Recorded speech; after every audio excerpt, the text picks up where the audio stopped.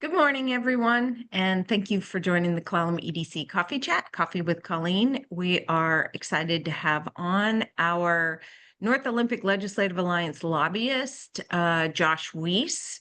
And for 2026's legislative session, it looks like that's going to modify to a Clallam County business-centric county commissioner kind of focus rather than it being too countywide. It looks like Jefferson County wants to do their own lobbyist work. So it actually makes it a lot simpler for us. But Josh has been fantastic, and we're going to absolutely continue with him going into the future. So with that, I'm just going to add a few housekeeping items before we kick this off.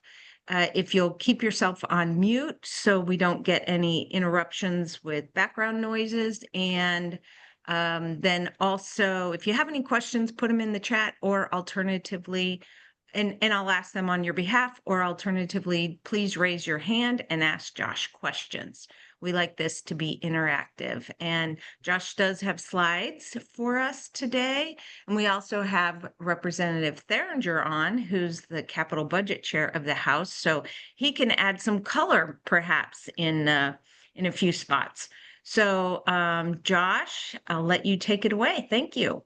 Yeah, thanks, Colleen, and nice to see everyone this morning. I'm really pleased to continue to work with Clallam County interests, and this will be, I think, an interesting and fun transition. So let's see, I'm going to say, please do feel free and ask questions throughout if you would like, with the caveat that I may not necessarily see your hand if you raise it because I'm sharing my screen. So I'll let Colleen or maybe Mitch, you guys can manage that. And otherwise, just feel and shout out. I'm happy to be interrupted. And I also just want to say same thing about Representative Theringer being on here. We had a funny exchange before recording started, and I just wanted to say that I welcome Representative Theringer's input, and please, Rep Theringer, please, interject anytime you want to. Happy to have your insights. Oops. Oh no, Representative Theringer, now maybe I can't run the slideshow. There we go. So I thought what I would do is really quick overview of the last session. Some of this probably doesn't feel all that new anymore, but it does still feel sort of fresh to us just because given the news about the revenue shortfalls at the state and with all of the federal turmoil, it kind of feels like this session, though it ended, the topics and conversations have really continued on. That was also exacerbated by the fact that the governor waited until the very end of the allowable period to sign the budgets. And there was very much lack of clarity, I would say uncommon lack of clarity about what exactly the governor would do on the budgets. So anyway, it just feels like this is still relatively new. It was the long legislative session. The legislature's main task was to adopt the biennial operating capital and transportation budgets. The new operating budget has about $77.8 billion in biennial expenditures, and that's all fund sources. The governor did end up signing all three budgets.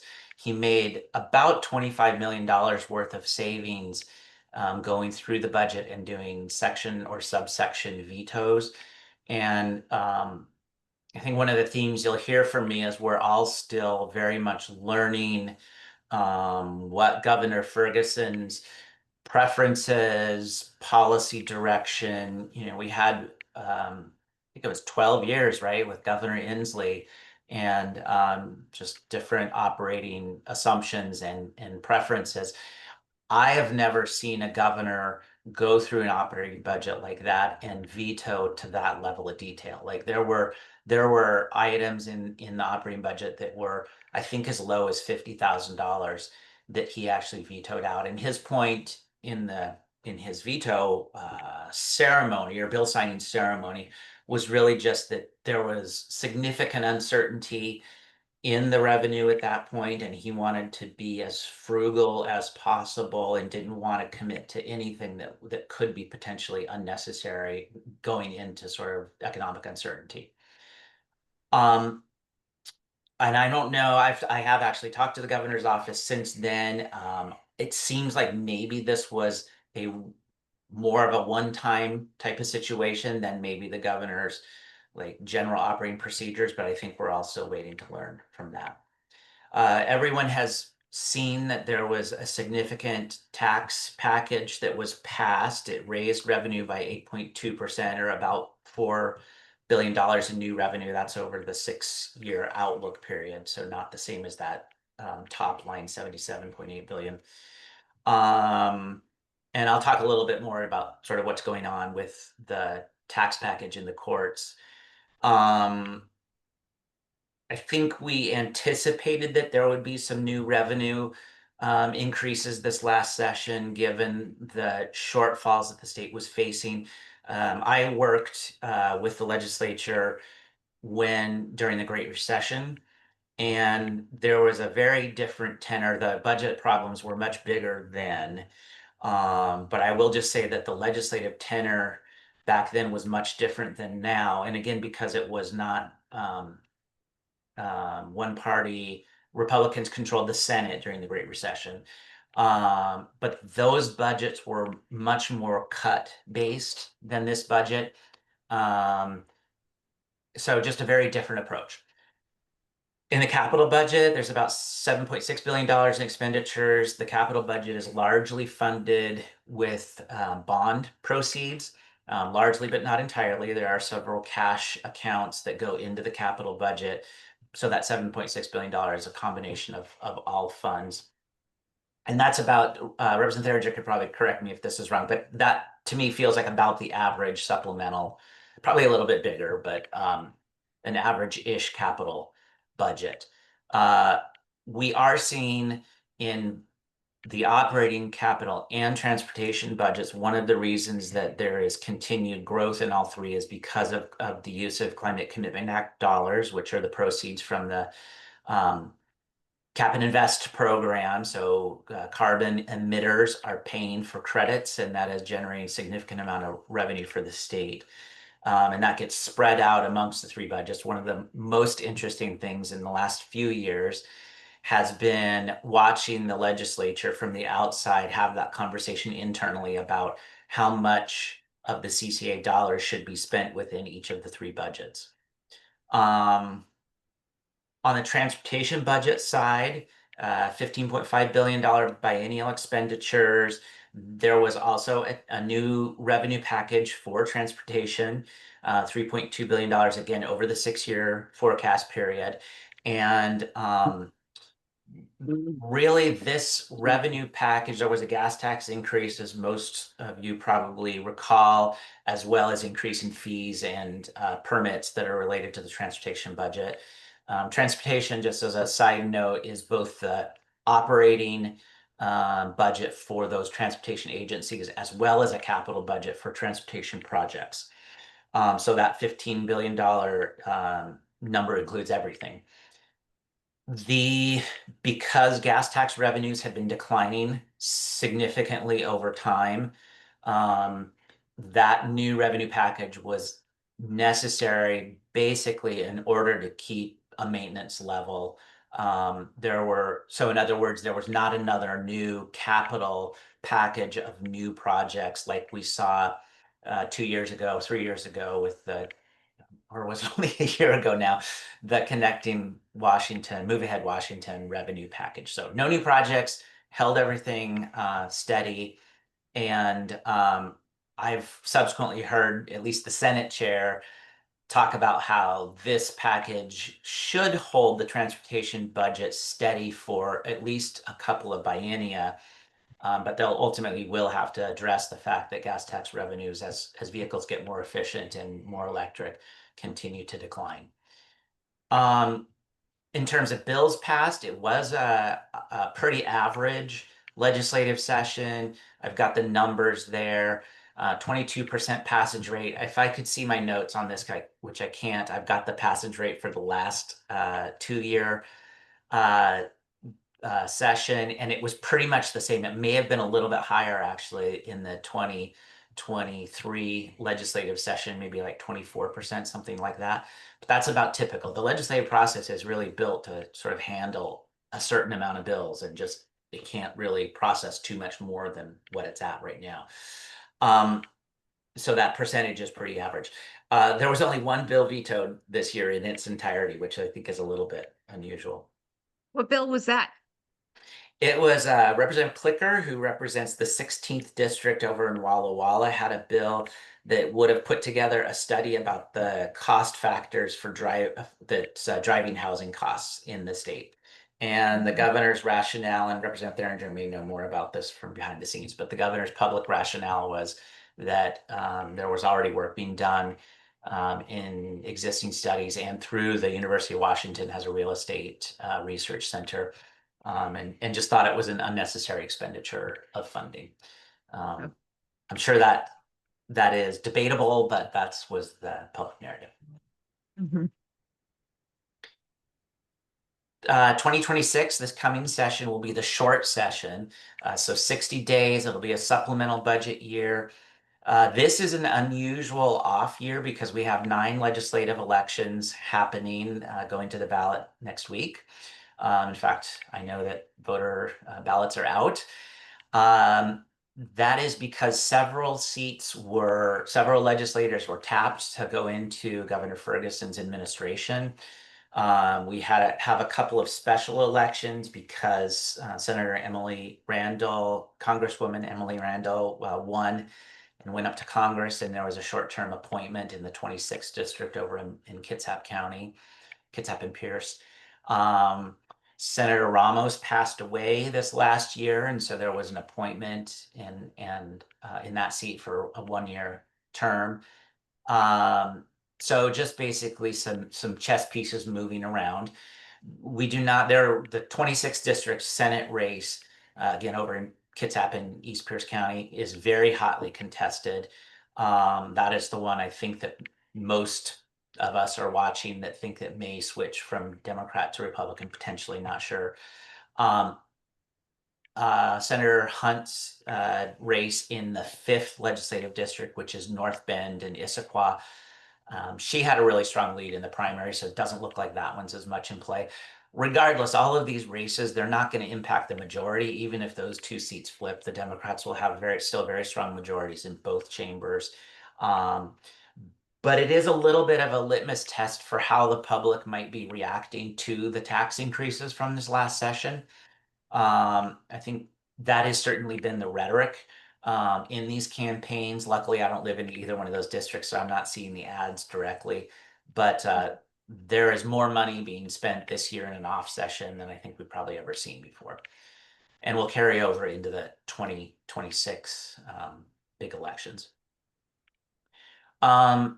And so when I say it will impact the tenor, if the Democrats win those seats and there really is no electoral implications for the tax package this last session, I think that will embolden the Democrats, make them feel comfortable that the public generally thinks they're on the right track.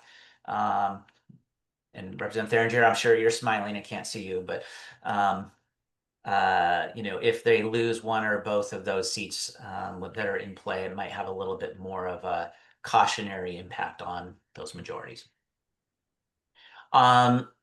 So revenue, most of you have heard that we do quarterly revenue forecasts in the state.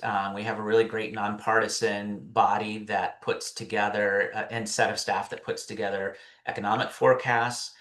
The bottom line is basically that Washington's economy is struggling a little bit like the global and national economy. We are more trade dependent than any other state. So, probably feeling the impact of the tariffs more than most places, but it's not fully recessionary. And the big thing here really is just that there's a lot of uncertainty. And that as you know, that impacts the stock market. It impacts everything. It's impacting how people are purchasing goods. So much of our revenue is based on sales tax that it really has an impact.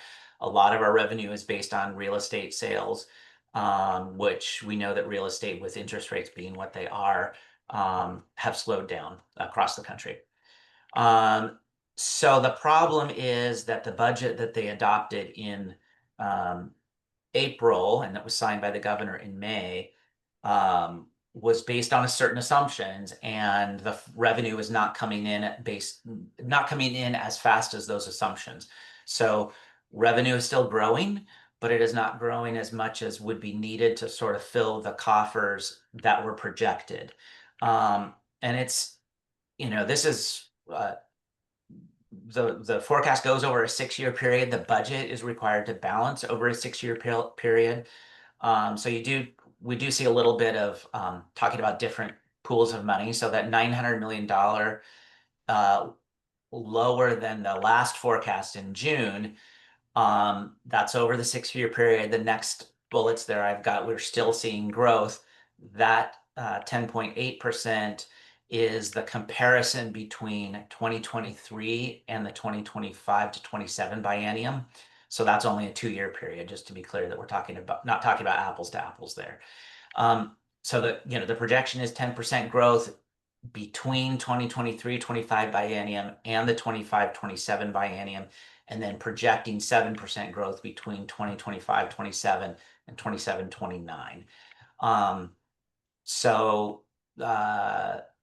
Again, we're talking all about projections. These are forecasts. It's best professional guess. We're not quite sure what will happen, but we are going into a session where there will not be additional new operating revenues available.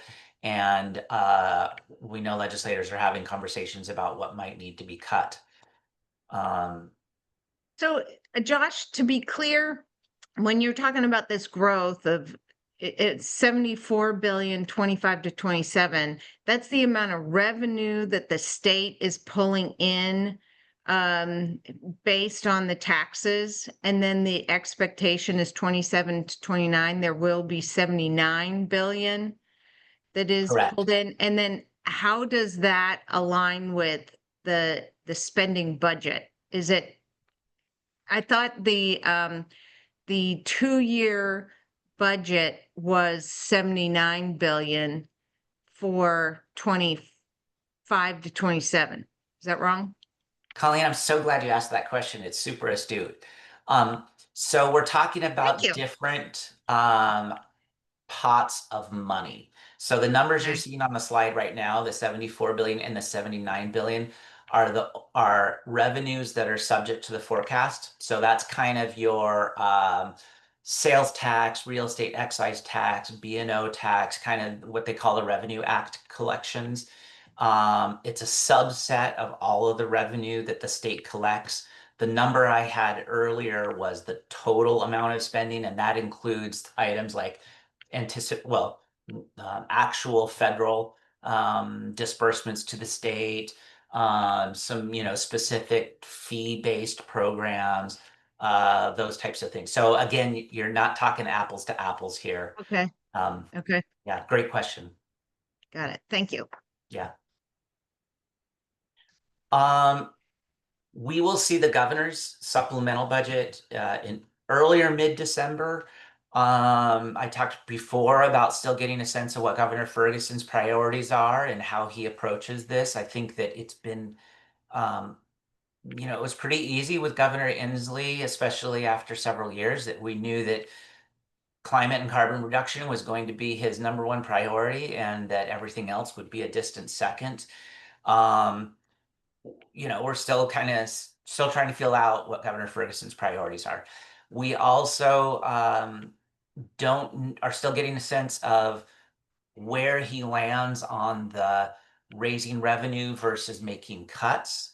He has not asked his agencies yet to put forward reduction proposals. They did an exercise last year, and there are agency proposals still that are sort of available on the OFM website.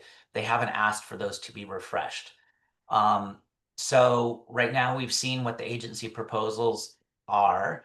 The governor's office is going through those now, having meetings with the agencies. They'll be combing through that and really putting forward for the first time Governor Ferguson's first full budget proposal. And we'll be interested to see that. Interested to see that here in a couple months. I should have mentioned also on the quarterly forecast, we have another forecast on November. I think it's the 18th. That might not be the right date exactly, but mid-November. That will be sort of the revenue forecast that Governor Ferguson bases his supplemental budget on. The legislature will get another revenue forecast in February during a short session. And that will be closer to what they base their budget proposal on. It will be a 60-day, I mentioned this already, short session. It starts Monday, January 12th. And I think given the gravity of the elections coming up this next session, we're all anticipating it should end on time. Yeah, and Josh, if I could, just a couple of things maybe to fill this out. So the budgets are on a 4-year, we have a 2-year biennial budget, then a 4-year outlook. And you've been talking about the revenue. The other piece that fits into the budget discussion is the caseload forecast, right? So that's the number of students that are in K-12, the number of students that might be in community colleges, number of people that might be, incarcerated, all the costs that the state has. And so those are the two things that have to balance, right? And as you move sort of maintenance level budgeting forward, inflation, say, or cost of living increases for employees, which have, from almost every entity, labor is the huge cost. That projection right now, as I understand it, is about 1.6 billion upside down. So that's really the challenge that the legislature is going to face, is reconciling those two models. One is the revenue forecast that you've been talking about, and then secondly, the caseload or the cost that the state incurs. And I do agree with you. It'll be very interesting. I think most people are really waiting to see, what the governor comes up with for his budget, because that's usually the template we use to structure our budgets, whether that's the operating budget or the capital budget or the transportation budget even. So Mhm. Thank you for adding that. That's really good detail. And I realized that I mentioned that I was going to talk about some of the questions arising in the budget because of litigation, and that I had actually put those bullets on another PowerPoint that I was working on last night. But it is worth mentioning. So Representative Erringer points out that there's new costs. Everybody knows that the cost of just operating, current business right now is more than it was last year because of inflation and other items. That's affecting state government as well. Caseloads are going up as well, so more people need to be served. There's also litigation has been filed, 2 lawsuits filed against the sales tax increase that the legislature implemented last year.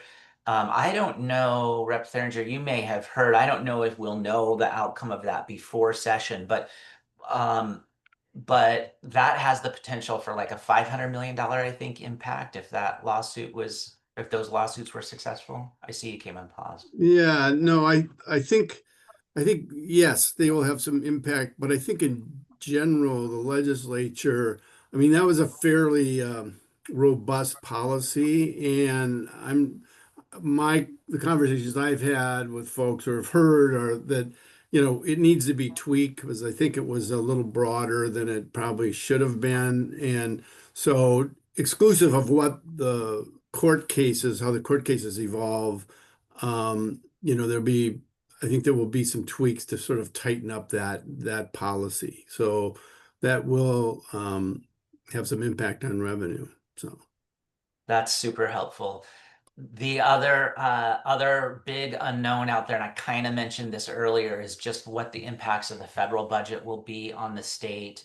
Um, we saw news yesterday that the governor is using some flexible dollars he has access to to fund supplemental nutrition, which is getting cut at the federal level. I think, Rep. Theringer, correct me if you think this is wrong, but I think a lot of the conversation this session will be around what are the, let's see, what are the worst impacts from federal reductions, how much of it can be backfilled at the state level. I just think there's so much uncertainty that's going to make the job much more difficult. No, I think that's exactly right. That the chaos coming out of Washington, D.C. is very challenging. Just as Colleen knows, and we've talked about it before, just to set up the IT for the work requirements for Medicaid, and in Washington it's called Apple Health, it's about 300, I think it's about $300 per person, and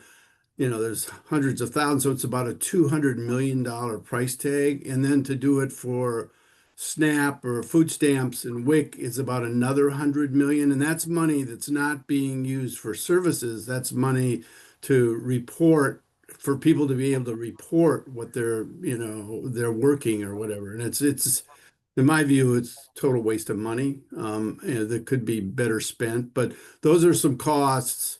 A lot of the depends what you call HR1. Some people call it a beautiful bill. Some people call it a very ugly law. But there's a lot of the Medicare and Medicaid issues don't start impacting till 27 and 29, but yet we still have to set up the infrastructure to be able to manage those impacts. So my big question is, if we're 1.6 billion upside down, what is your best guess as far as new revenues versus cuts? Yeah, my sense, I don't know, I'd be interested what Josh is hearing. The thing about Josh is the lobbyists talk a lot, right? Sometimes part of their entertainment is to create different scenarios, but that's sort of interesting for us to hear. So I'm interested to hear what scenarios. I think it'll be mainly cuts. I don't see, uh, there'll be discussions about revenue, but I don't see that being initiated in a time frame that really is going to help the budget. That's why it's going to be very interesting to see how the governor approaches his budget. And my understanding is they're working on diligently on the budget, but they're having trouble making the numbers all balanced. So I think one of the things that in part of that caseload forecast is sort of what's called a maintenance budget. Things sort of move forward as having been budgeted, and then that continues on. And I think there'll be some discussion. I assume the governor is going to probably look into some of those things that have been maintained as services for the last few biennium, and maybe try to limit those. So I think most of it will probably come from from cuts in the budget or restructuring of the services. Okay, so then my follow-on question would be, what agencies do you expect will be hit the hardest with cuts? Well, the K-12, for example, which makes up about 46% of the budget, that's got a constitutional protection as a paramount duty. So that means you start looking at higher ed in the educational world. And then you start looking at DSHS services, right? It's obviously a huge agency. And the challenge there is that a lot of, say, Medicaid cuts will impact some of those services. So behavioral health, for example, or nursing homes, or supported living, those sorts of things. So it's going to be very, very challenging. I think the things that are on the periphery, ADOs, for example. I mean, and you Yeah. guys took a hit in this biennial budget. Those kind of dollars are the dollars that aren't protected anywhere. They're not huge, you have to make a lot of cuts in those worlds to get up to, Yeah. billions. So, and is a little bit like chopping off your seed corn. So, it's just a very challenging environment, I guess. I guess just Yeah. to get into the weeds a little bit more and not take too much more of Josh's time. I'm done. My role as a capital budget chair is, we want to protect the programs we have from those thieves that are writing the operating budget, right? They're going to come after, they can't come after the bond money because that just isn't, you can't use it for general services or, full-time employees, but they could come after some of our cash accounts and historically, they've come after Public Works Assistance account, or they could come after Matka, or they could come after some of those things that are generating cash that's more flexible. Mhm. Though the challenge, Representative Theringer, I'm sure you're tracking this, the challenge right this year with MACA, which is the Model Toxic Control Act account, and it comes from largely from the hazardous substance tax on petroleum and other chemicals, and is used for cleanup and other environmental types of programs, is having a deficit itself. And so there's my understanding, actually, I'm not sure about this, but my understanding is it's not really related to anything going on in the rest of the budget. It's a separate deficit. So that's sort of added on top of. So maybe not as much of a balance in MOTCA. Yeah, and Yeah, so Motka's typically been used for cleanup work, and it's been swept in the past for the general fund. Do you, so two questions on that. Why is it in a deficit? And then do you anticipate it could be swept for the general fund needs? It's not clear to me exactly why the deficit is there. I think I've actually been poking into this and haven't quite gotten the right answer, but I've spoken to ecology about it and it is significant. And yeah, I do think it can still be swept. yeah, the couple of things so as Josh said, it really comes on it's a volume tax on hydrocarbons basically, or hazardous, and that revenue is down. And secondly, we've been projecting, so we budget a certain amount or there's a certain amount of revenue and only X amount of that, is spent. And so that's kind of the burn rate is what that is. And the burn rate has been pretty slow because those of you familiar with like port cleanups, it just takes time, right? It takes years to get the liabilities determined and then then what those costs are. And so we as budget writers have been using that excess, if you will, to do other things. And if the fund's a little bit overextended. So it's kind of both of those. Limited revenue coming in and an extension, an overextension maybe of where the money could go because of it's sort of the long-term nature of the expenditures. So I think I guess the discussion that's going on right now, there's not a lot of money there, right? Unless you halt the projects and the cleanups for the operating budget to get their hands on. I think one of the dynamics, you don't have to respond to this, Representative Theringer, but I think one of the dynamics we anticipate on the outside is further conversation about the use of the Climate Commitment Act dollars.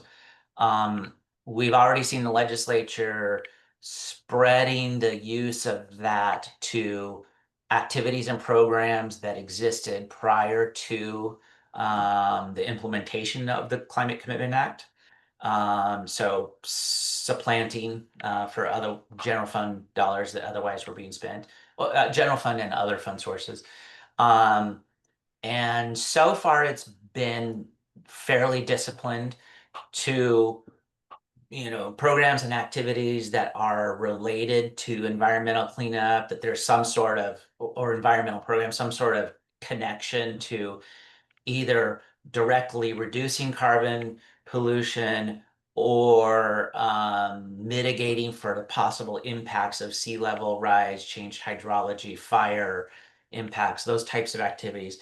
But I think as the pressure grows to find money, I think it'll be harder and harder for legislators to be disciplined about saying, okay, we're gonna use that for carbon reduction.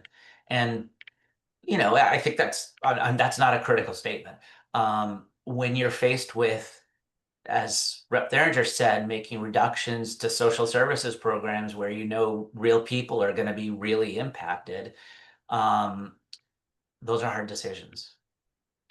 Yeah, I don't know, Josh. The law is pretty clear. I don't think it's been misappropriated as far as No. the act itself at this point.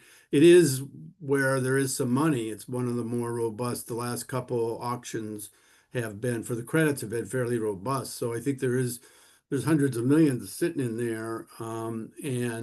But I don't think it can be. I don't think you could transfer it to DSHS, for example, Yeah. for long-term care or something like that. So, but it will be, I think there will be discussion about making that the Climate Commitment Act dollars a little more understandable as how they're spent. It's a fairly complicated process right now with the percentages of how it's broken out.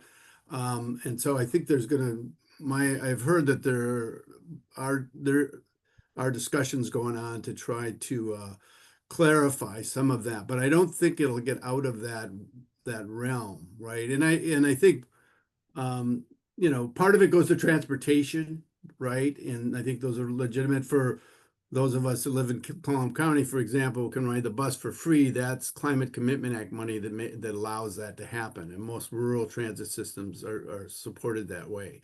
And a lot of those dollars were used to help the tribes along the coast get up, as you mentioned, Josh, out of harm's way and up to higher ground.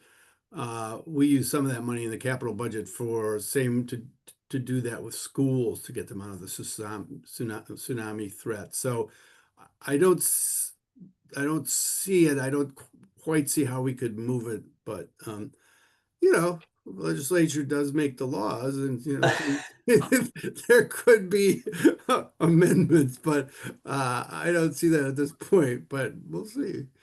I When was there going to make when there's money somewhere sitting somewhere, people get creative of how to get their hands on it. That's for sure. I was debating whether or not it was too pointed to make that comment myself, that you can always change the Climate Commitment Act for a biennium, but then you made it yourself. So thank you. And I certainly did not mean to suggest that any of the current appropriations were misappropriations or out of Yeah, the intent of the yeah, act. I just, mostly it's just like into other supplantation, yeah, for yeah. general fund. And that seems like a really easy move, um, for you all. So Commissioner Up the Grove has proposed moving, I think, $40 million from the Climate Commitment Act into a commitment for wildfire prevention and forest health, if I'm stating that correctly. And do you think that is a possible or likely use for those funds? I do. I think that makes some sense because obviously, in the carbon discussion, fires dump a lot of carbon into the atmosphere, obviously, and there is an argument that there's some sequestration that happens if you preserve the forest. What that number might be, I think, is what the discussion will be about. But no, that to me seems to be an appropriate use. Okay. I agree. And I would just add a further point to that, which is there's already a very balanced and wide spread coalition that is pushing for that. So including environmental community and business interests. So, when you see a coalition like that come together, it just makes it more likely. Mhm. Right. I So can does add. anyone, oh, go ahead. Yeah, well, other people are thinking of questions. I'll just add one other thing. I made this comment earlier about the difference between now and the Great Recession. One of the other things that I've observed is that particularly Democrats, who were not many of them, Representative Theringer being one of the few exceptions, were around during the Great Recession. But I think a lot of the newer legislators feel like they've learned that the really deep cuts that they made during the Great Recession, particularly to mental health, behavioral health, and social services cuts, really had detrimental, damaging impacts. And I think there's a pretty strong commitment, from what I can tell. Maybe it's a minority within the Democratic caucuses, but to really avoid those kinds of cuts. And so, it'll be interesting to see. You asked the question about cuts or revenue. Um, I know no one will reach for revenue as the first tool, but it will be interesting to see when the level of those cuts starts to be understood, including by myself. I obviously don't know how deep it'll have to be, whether or not there's a majority of legislators that would vote for a cuts budget that is as deep as it needs to go. Yeah. Feel free and contradict you, Representative Herringer. Yeah, I think I don't disagree. I think that if there is a silver lining to this tough situation is to look at, efficiencies where we could be more effective. When I meet with the schools, there's a lot of busy work, let's just say, that costs money that really doesn't, help. And looking at school construction under the school construction program, we had a study over the last year, and there's some things there that we can work with OSBI to make that just more streamlined, less, those aren't a lot of savings, but there is some opportunity, I think, to come up with some just efficiency, and because there's no new money, and then facing the cuts, how can we do things smarter and in a less costly fashion, which I think is a good thing. I will also say that I think you will see bills and policies that, I mean, because of the sort of chaos in the DC level, at the federal level, and our challenges at the state level to, act locally, right? So empowering local governments to do things. I have a bill that's sitting in the Finance Committee that allows counties to take a councilmatic 1/10 cent sales tax that they can use for early learning and childcare, and it's a pretty broad, use of sort of what I call getting upstream for kids, right? So it could fund daycare, it could fund boys and girls clubs, it could fund after school programs, and I think you will see a package of bills like that empower local governments to take some action. And quite frankly, that they can do it less expensively than the state can. For example, if we were to put a half an FTE nurse in every school district in the state, costs $300 million. But if, say, the county has money, as they do with their behavioral health money, to hire somebody like a professional to be in the schools and their clinics or something, it costs 1/10 of that. So I think you'll see some of that type of policy to try and I don't know if the word's decentralize or get to a local level where I think there's some efficiencies, and the local community can direct funds to where they feel the need is. And I think, for example, childcare is a huge issue everywhere, and folks know how it impacts the economy because people can't work because they can't find that childcare. So if you had local programs that could kind of address that, I think that would be helpful. Childcare can be so tough though in a rural community. Especially Lori Fazio did so much work in trying to help Clallam Bay CQ start up a childcare center. And we were successful in starting it up, but they didn't have enough demand continually to keep it going. So, and we started it up, we found the childcare provider and a person, an employee, everybody got licensed. They had already had a master's degree in special education, but they had to do all sorts of new training to be able to be qualified to run a childcare center. Open that up at Clallam Bay School District. And then she just this year shut down because she didn't have 14 students full time to keep everything so that she could keep it running. And it wasn't even close to that. So, in rural communities, it's really tough to get consistent demand to support the revenues that are needed. Yeah, and I think, Colleen, I think that's exactly right. So if you have a program that's structured at the local level with funds, you eliminate some of those requirements, right? For example, what's happening at Shore Pool with what Steve Burke's doing, right? Expanding Yeah. in the that, that's not ECAP, but it is, I think, provides daycare or childcare for folks. So um, I think that flexibility that locals have can maybe provide it can address some of those issues you've raised. So I see that, let's see, Darlene put a question in there, and so is Roy. I'll start with Roy's. Public-private partnerships can be a way to manage bottom line while bolstering local prosperity. What role do you see P3s playing in addressing challenges? Has it entered the discourse at the state level? I mean, I see the conversation in the transportation committees. Um, but that's really, I'm not sure, Rep. Theringer, in capital budget, if you had more of those conversations that I'm just not aware of. Yeah, I mean, there's nothing specifically, but obviously the state doesn't build the housing, right? We partner with community land trusts or Habitat or other folks, right? Or with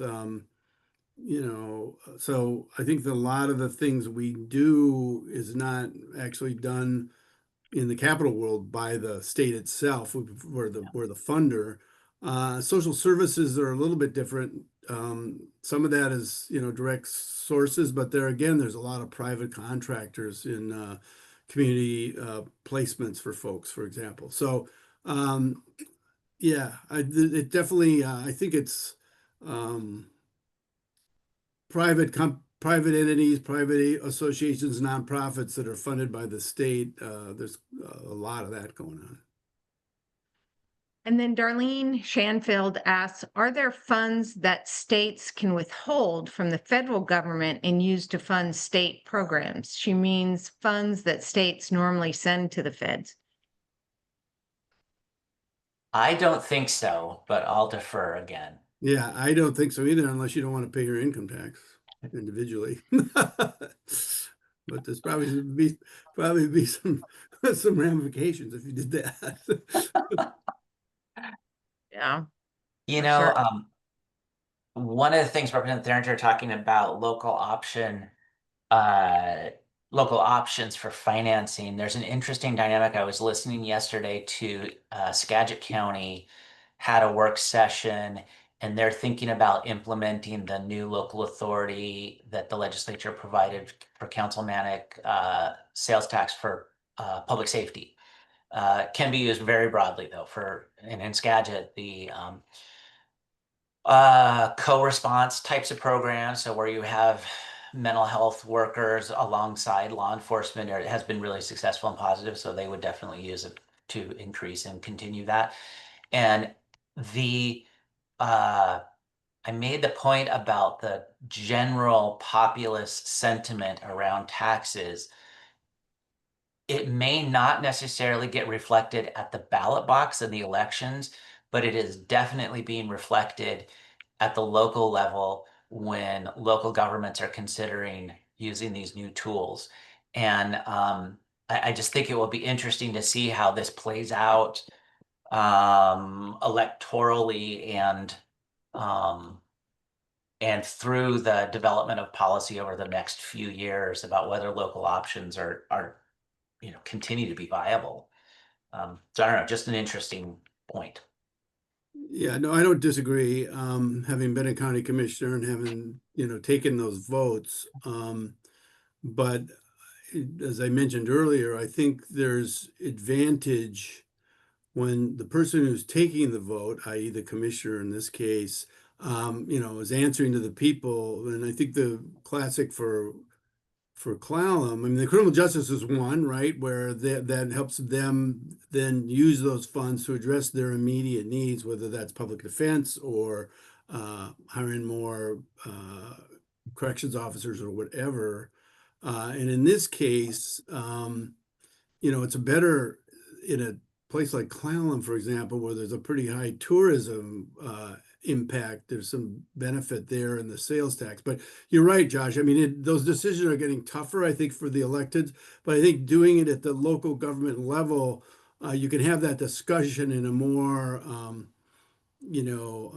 I guess what I'd call hands-on, appropriate, community-based way to make those decisions. So, and to be, it's just more effective. It's more cost Yeah. effective for the counties to be providing those services, it seems to me. Yeah.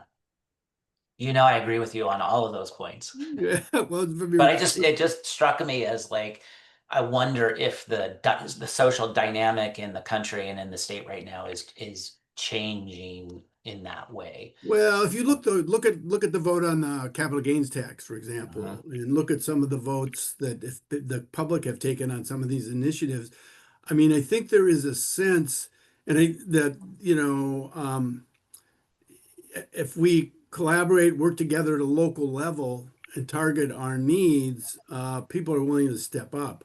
I mean, in our district, the 24th district, school bonds have passed, the last year for like Chimicum, Port Angeles, I think Squim, they all passed bonds, and that's the first time in a while. So, people don't like to pay taxes, obviously, but I think they also realize that there's some economies of scale when we all get together as a community and support revenue that we can direct as a community to our needs.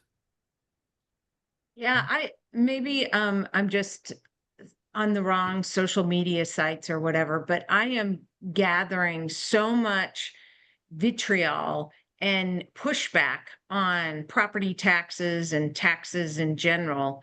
In Clallam County, and boy, going to a Clallam County Commissioners meeting for the last couple of years has just been a miserable experience, frankly, based on all the public comment.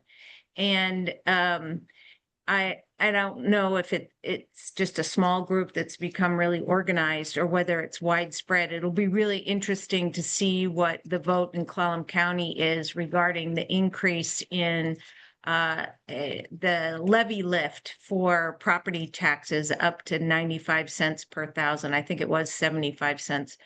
And so after we've had these successful school bond measures pass, so I don't know. I don't have a crystal ball, nor do I know if the flavor it's in social media is representative across the voters, but it certainly has picked up and become really angry, frankly. And, even at the port, we're getting input, and I think the door has been opened for people to feel free to speak in a really discourteous, uncivil manner. Yeah, my sense, and I don't know if the national figure, that's like 15% of the folks that are loud and annoying, quite frankly, but I don't think it's a majority, but I could be wrong. It could be my rose-colored glasses that Yeah, I'll just be interested in seeing the Yeah, election no, results I on that. agree. Yeah, I agree. Mhm. Mhm. All right. Well, any other questions out there? If not, I think we'll call it a morning. Thank you so much, Josh and Representative Theringer, for joining us and giving your insights for this next legislative session. As Steve mentioned, ADOs, Associate Development Organizations, which in Clallam County is your Clallam EDC. I hope we're not going to see additional cuts. So I'm making that pitch to you, Steve. We're trying to stay afloat. We're already with our apex cuts and the cuts we've received, we're at a pretty good chunk, about 60,000 that we've received in cuts so far. So hope we don't see further. But so anyway, I know especially with rural ADOs, that's like half of their budget. So we're not in that dire of a situation, but I think we've definitely proved our return on investment and from the Clallam EDC. So With that, thank you very much for your morning and your time and your expertise and your continuing support of our district. Thank you. Thanks for being here, and thank you very much, Representative Theringer, for joining me. Yeah, That was thanks, fun. Josh. Yeah. Thanks for letting me butt in a little bit. Anytime. Absolutely. Thank you. All right. Bye-bye. All right, everybody. thank you for Everybody. having this meeting. Yep.